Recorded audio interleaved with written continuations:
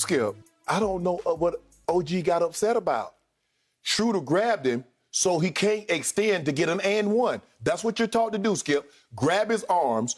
He hadn't left the floor. Skip, if he had elevated, all bets are off. Don't grab me once I'm up in the air because my momentum and you so small, you're not going to be able to hold me. So I'm going to end up hurting myself and I'm going to be ticked at you. And so I might swing on you. He didn't get off the floor. You can look at Schroder, I got him, trying to hold him up from falling. Mm-hmm. I don't know why he was scooping. Now, I get treads running in to protect your players, but that's an automatic ejection, especially once you shove the guy. Now, you remember Rudy Tomjanovich lost his life with that, Skip. Now you've gone to the absolute worst. In the 90s, yes. That's what would happen. You ran in there in the 90s, Skip, when they used to fight.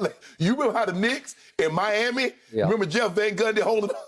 No, that was Jeff. Who was holding on to somebody's leg? Jeff Van Gundy was holding on to somebody's leg. To Alonzo Mourning. So just hanging on his leg. So, Skip, they've cleaned that up. And I think the guys know that's a heavy, heavy fine. Mm-hmm. That's a major, major suspension. So now we see Skip guys shove a little bit. Mm-hmm. But you're not supposed to run in. I believe if Trez had run in, grabbed Schroder, I think he'd have been fine. I do still believe OG was going to get ejected because he scooped Schroder up off the floor and pretend like, he tried to wipe easier down. But I'm going to agree with Trez because he ran in and he shoved Trent Jr. and he shoved OG. So his ejection was going to happen automatically. Okay. But OG shouldn't have reacted the way he did because all Schroder did was wrap him up so he couldn't get the ball up and get an and one. And he tried to hold him so he wouldn't fall. He's telling the ref, I got him. And he scoops him. So I don't know what he got upset about. So because you went there about Kermit Washington versus Rudy Tomjanovich, I was covering that game for the LA Times.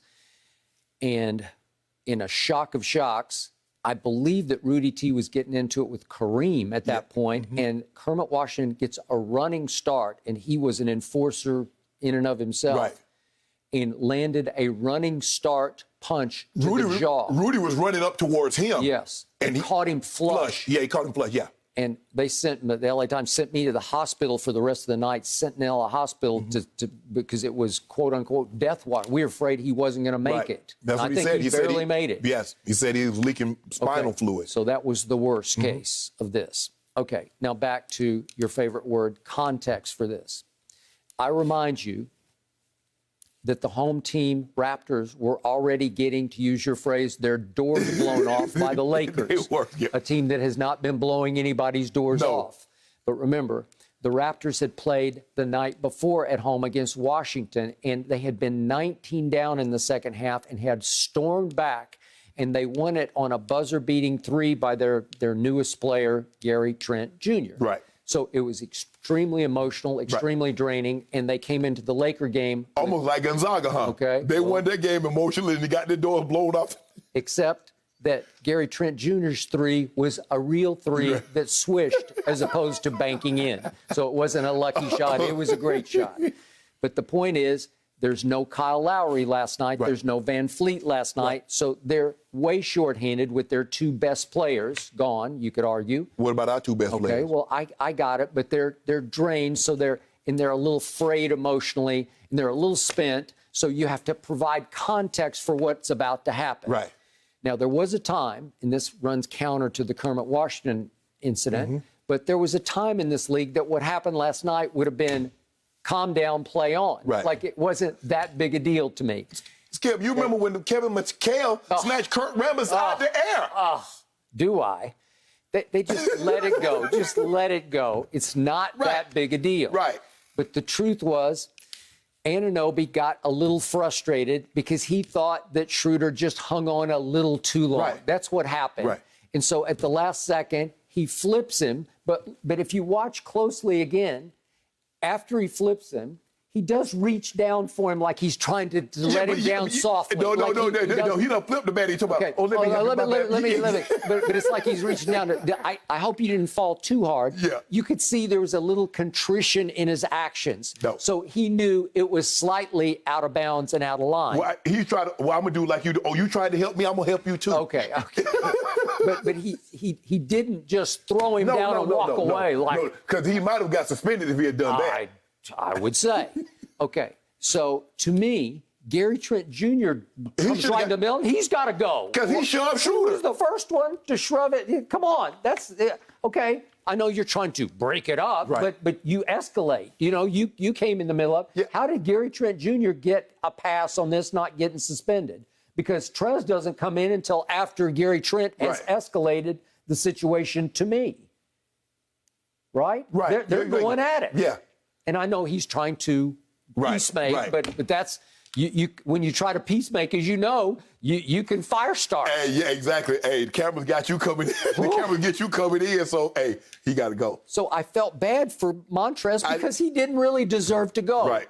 He came in, he was late to the party. Right.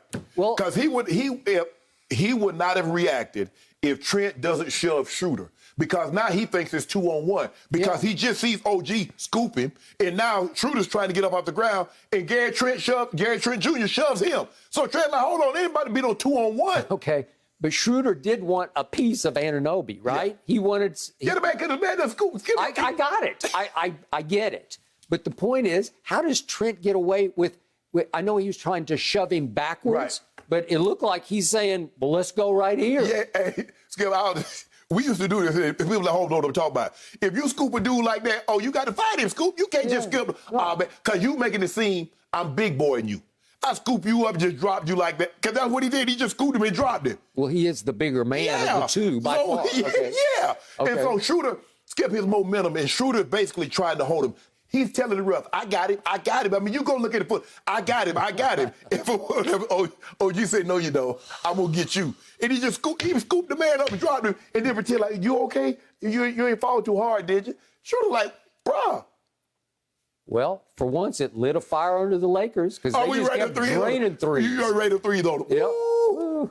You gonna talk about back to back. Hey, and Marc Gasol, he got his fire lit finally. Yeah, right? we gonna do that. Yeah. Who needs Kareem Abdul-Drummond when you got Marc Gasol? You don't need him. But once that old big three come back, when that big three come back, who's the big three? The big Drummond, Golden Baby. Kareem Abdul-Drummond is now part of the big three. We got the big three. You're embracing the genie bus. We got our Kareem. We going all in on Drum. Really? All in. I'm shoving all my chips to the center on Big Drum. I feel so sorry for that man. All of your chips? Okay. All my chips in on Baby Golden Drummond. Thank you for watching. You can subscribe here to get the latest from the show, and be sure to check out more of the best clips from Undisputed, or go watch a few other segments from our other shows on FS1.